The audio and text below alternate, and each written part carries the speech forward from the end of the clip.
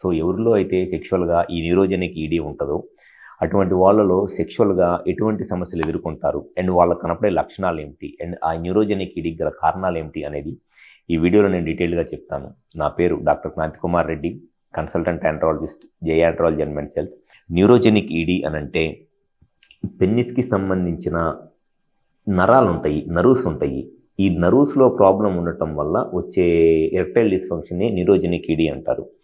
ఎప్పుడైనా సరే సెక్షువల్గా కలవాలి అని అనుకున్నప్పుడు కానీ, సెక్షువల్గా ఫీలింగ్స్ వచ్చినప్పుడు కానీ, ఎరెక్షన్ రావాలి అని అంటే ఫస్ట్ మన బ్రెయిన్కి సెక్షువల్గా ఫీలింగ్స్ వచ్చినప్పుడు ఆ బ్రెయిన్ నుంచి వచ్చే కొన్ని హార్మోన్స్ వల్ల కానివ్వండి, కెమికల్స్ వల్ల కానివ్వండి, పెన్నిస్ లోపల ఉన్న ఈ నర్వ్స్ నుంచి నైట్రిక్ ఆక్సైడ్ అనేది రిలీజ్ అయింది.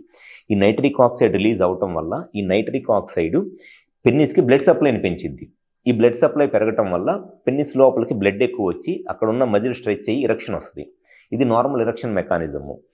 ఎవరిలో అయితే అసలు ఈ సెక్షువల్ ఫీలింగ్స్ వచ్చినప్పుడు, ఆ బ్రెయిన్లో సెక్షువల్ ఫీలింగ్స్ వచ్చినప్పుడు ఈ నర్వ్స్ దగ్గర నుంచి నైట్రిక్ ఆక్సైడ్ రిలీజ్ అవ్వట్లేదు అనుకోండి, అటువంటి వాళ్ళలో పెన్నిస్కి బ్లడ్ సప్లై అనేది ఎంత సెక్షువల్గా ట్రై చేస్తున్నా బ్లడ్ సప్లై అనేది రాదు.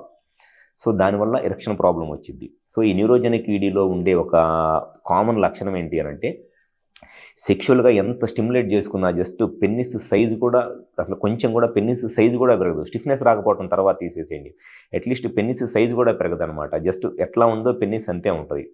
ఈ ప్రాబ్లం, ఈ న్యూరోజెనిక్ ఈడీ రావడానికి ఒక మెయిన్ రీజన్ వచ్చేసి కొంతమందిలో ఏదన్నా దెబ్బలు తగలటం వల్ల కానివ్వండి, ఏదన్నా బైక్ యాక్సిడెంట్లు అవటం వల్ల, లేకపోతే ఏదైనా మోటార్ వెహికల్ యాక్సిడెంట్స్ అవటం వల్ల ఈ ప్రాబ్లం వస్తుంది.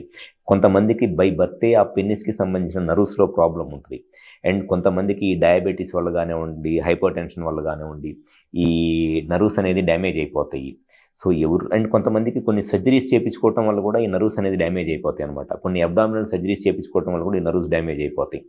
సో ఎవరిలో అయితే ఈ సెక్షువల్గా అసలు ఎంత ట్రై చేస్తున్నా ఎరెక్షన్ రాక సెక్షువల్గా ఇబ్బంది పడుతున్నారు, అటువంటి వాళ్ళలో ఈ న్యూరోజెనిక్ ఈడీ అనేది అంటే పెన్నిస్కి సంబంధించిన నర్వ్స్లో ప్రాబ్లం ఉండటం అనేది చాలా సహజంగా ఉండే ఒక ప్రాబ్లము. సో ఎవరిలో అయితే సెక్షువల్గా ఇబ్బందులు ఉన్నాయో, మీకు అసలు ఈ సెక్షువల్ ప్రాబ్లంకి కారణం ఏమిటి, అంగం దేనికి గట్టిపడట్లేదు, ఇవన్నీ కారణాలు తెలుసుకుంటేనే కరెక్ట్గా ఆ ప్రాబ్లంకి ట్రీట్మెంట్ అనేది జరిగిద్ది. సో ఎవరిలో అయితే ఈ అంగస్తంభన సమస్యతో బాధపడుతున్నారో, మీ సైడ్ నుంచి అసలు ఈ ప్రాబ్లం రావడానికి కరెక్ట్గా కారణం ఏంటనేది తెలుసుకొని మీకు 100% బెస్ట్ ట్రీట్మెంట్ జరగాలి అనుకుంటే ఒకసారి కాల్ చేసి అపాయింట్మెంట్ తీసుకొని మా హాస్పిటల్కి వచ్చి కన్సల్ట్ అవ్వండి. మాకు విజయవాడ, వైజాగ్, రాజమండ్రి, నెల్లూరు మరియు కర్నూలులో బ్రాంచెస్ ఉన్నాయి. ఈ 5 ప్లేసెస్ ఎక్కడైనా సరే వచ్చి కన్సల్ట్ అవ్వండి. డెఫినెట్గా మీకు అంగస్తంభన సమస్యకి గ్యారంటీగా ట్రీట్మెంట్ అనేది జరుగుతుంది.